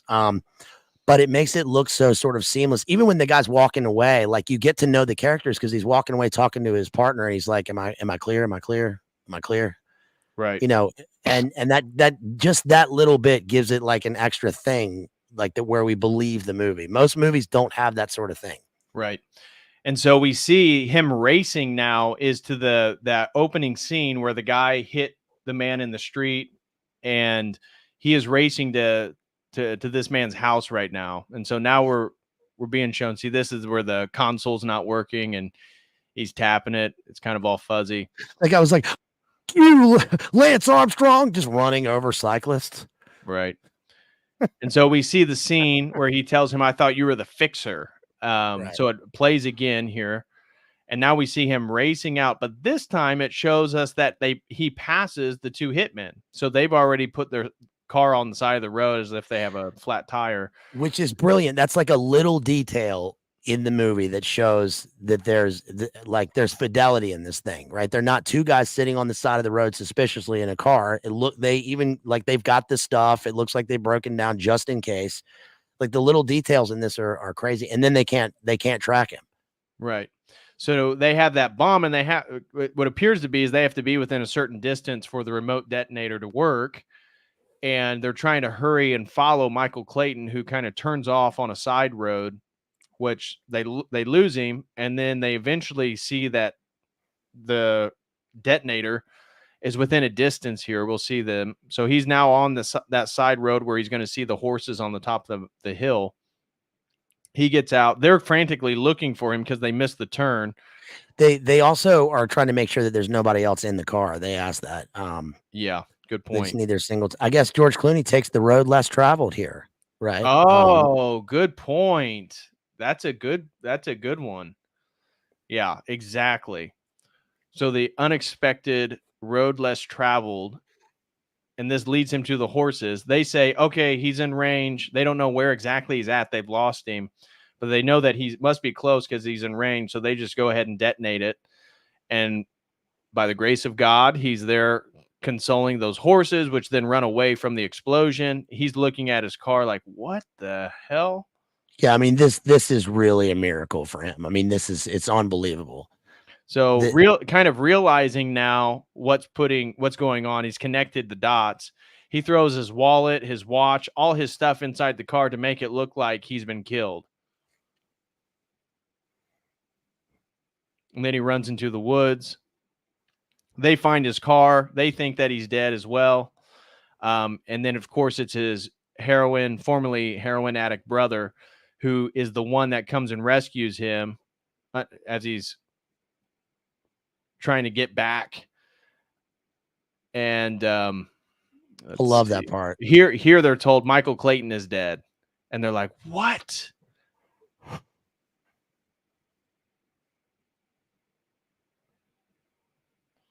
And she believes that Michael Clayton is dead. And this is the scene we're talking about, where she's getting ready for this important meeting with all the board members here to let them know that this lawsuit is going to be resolved and they're all going to get paid to not worry about it.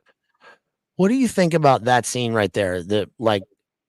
It's this huge auditorium. It's full of empty seats. It's, these suits, these guys who look like they're in Bilderberg or something, right? Up at the front. It's a ballroom of like a hotel, but it's a weird thing that they put it right here. Yeah, it's interesting. I guess if you're going to unpack sort of meaning, it's a place in which the general populace occupies those seats, right? And so it's not, though. It's only filled by a small portion of people that have immense money and power. And it kind of shows the orientation of this company, like who's of importance. And in a setting in which generally it would be the general population, their sole focus is on this group of people.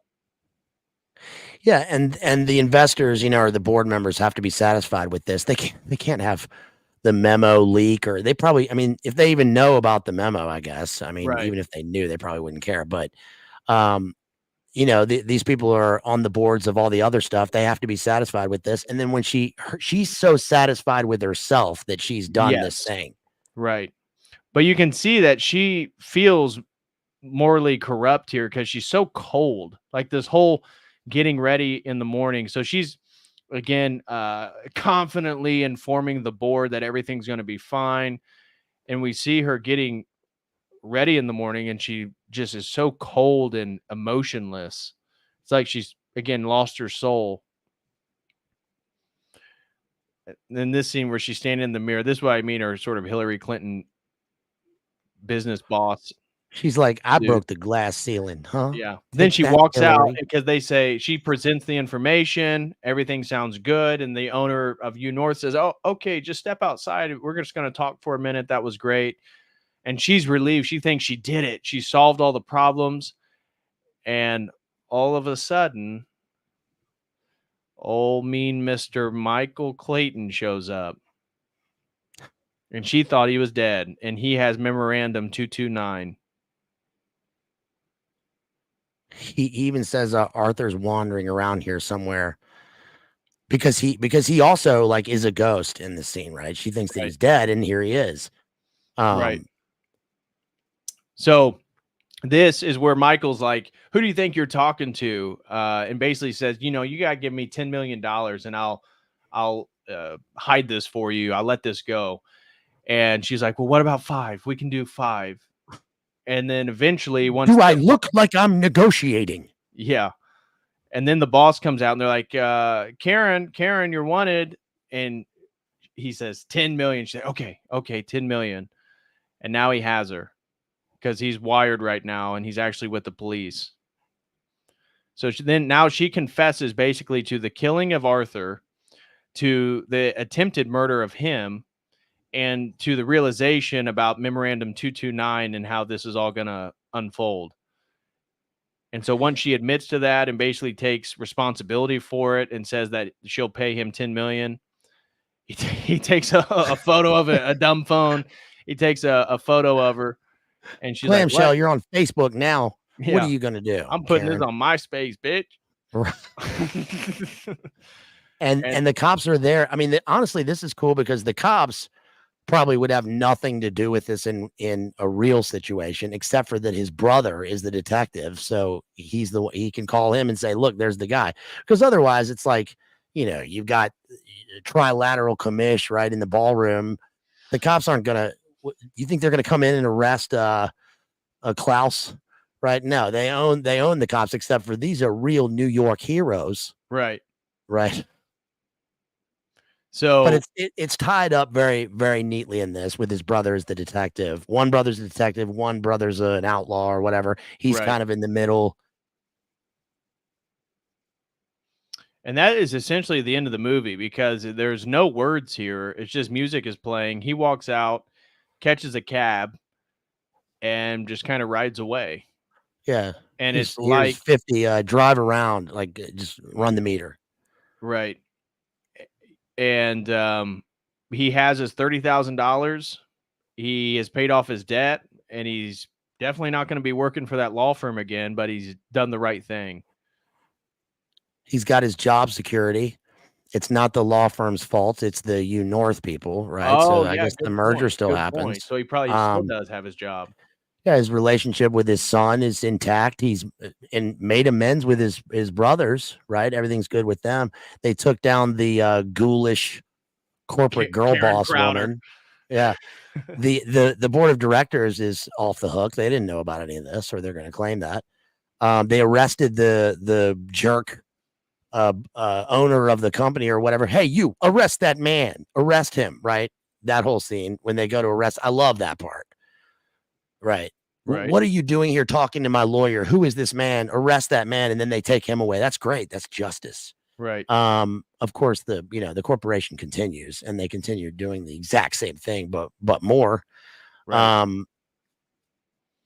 But there's clarity. And he in a way, Clarity I guess, and rides off into the resolution. distance. The Yeah. film has resolution to it. And Yeah. so generally speaking, I think it's a good film. I do recommend people checking it out. It's not necessarily a film, as I mentioned to you, like it's a bad comparison, but something like The Lord of the Rings, something where you watch it a lot and it feels like you kind of get new things each time. This one's a little bit more straightforward with the plot and the meaning and what takes place, but it is a good film. It's well done. It doesn't really have any subversive stuff. It has a positive overall resolution and meaning to it. It's about somebody with a moral redemptive arc. So overall, I think it's a good film. Yeah, I think this is all of those things that you just mentioned, I think are subtly incorporated into the form of the film because one of the the whole point of the movie is to show that these people are going about their jobs. They're all doing their work. They, they have this society. They're lawyers, all this stuff. There's no courtroom drama. That it's all about a settlement. But the thing that the movie is about, which they never really show, is the fact that they're poisoning the populace, and they just keep on doing it, and they have no morality about it. Right? The corporation they know that their product is killing people. Right. So the moral clarity in the movie comes down to these individuals dealing with the consequences and going about it.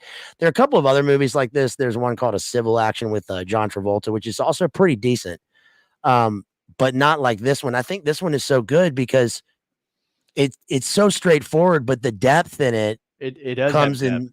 Yeah, it comes in little bits. Like, for instance, the portrayal of Arthur's mental breakdown is very well done.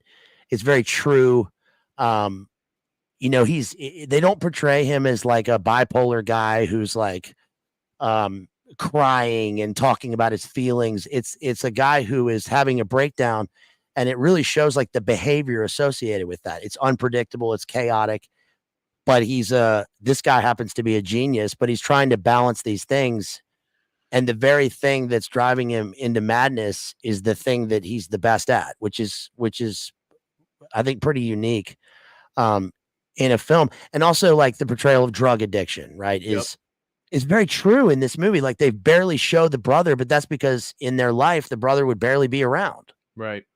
The son, the allegory with the game and the son is great. I mean, there's a father-son relationship. The girl boss, the corporate espionage, assassination, the wet works division. We just saw this type of stuff, which, we suspect is probably pretty obvious with the certain airplane groups. I mean, that's what the movie Network is all about. And this is just updated. Yeah, exactly. The general plot line, not based on a true story, but certainly factual regarding the reality that we live in. No. We got a few super chats. We'll hit those real quick. And I think we might be able to make it for the first one within 2 hours. That's been a goal for 4 or 5 movie reviews. Over on this channel, Orthodox Christian Bale throws in $5, says Jay Dyer is gay. No, Jay Dyer's a good dude. I like Jay. Would never say that. So God bless Jay and Jamie Dyer. Appreciate the support, Orthodox Christian Bale, but no, I'm not with that.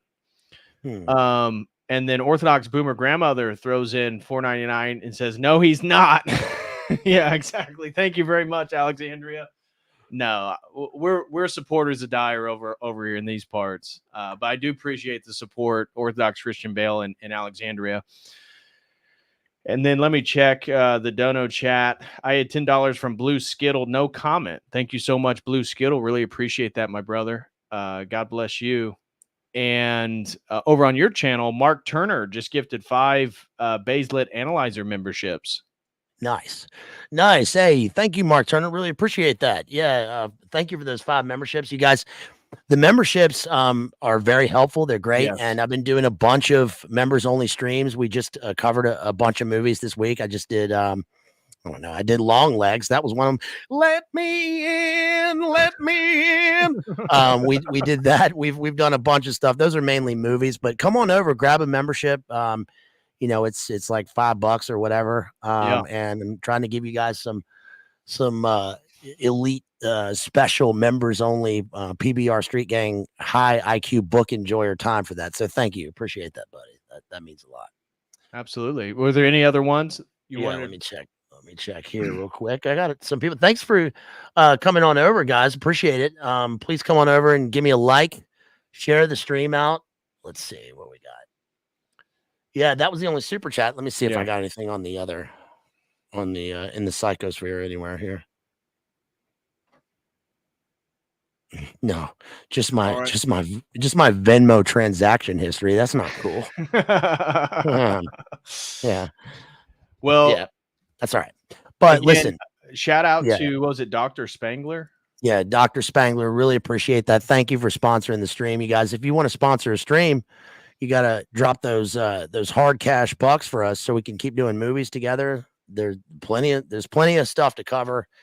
And it seems like they're making Dees movies again. There've been a couple of good ones recently, so help us out, sponsor it, give us some ideas. We might have some more up here in the works. I've got sponsored streams coming up for books over on my channel. I got a whole list of them to do. Give me some ideas. You can email me at madmaximalism with 2 X's at gmail.com. Support us, grab a membership for a COTEL right here.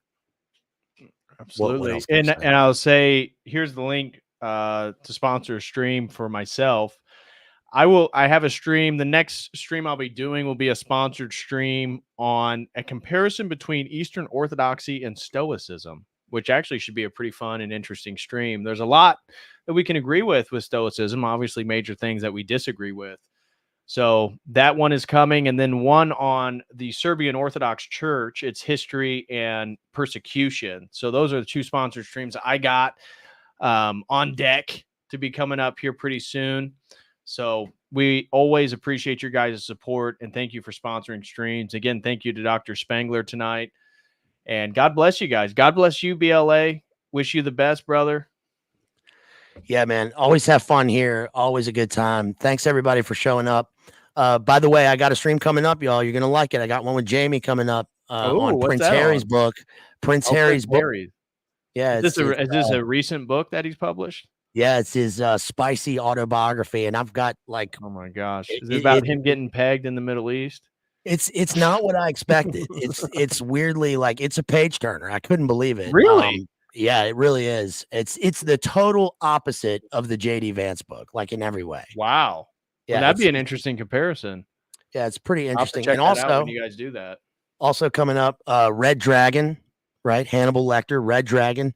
Your son is changing. He's part of a great becoming. And the movie Manhunter coming up. So that'll be fun.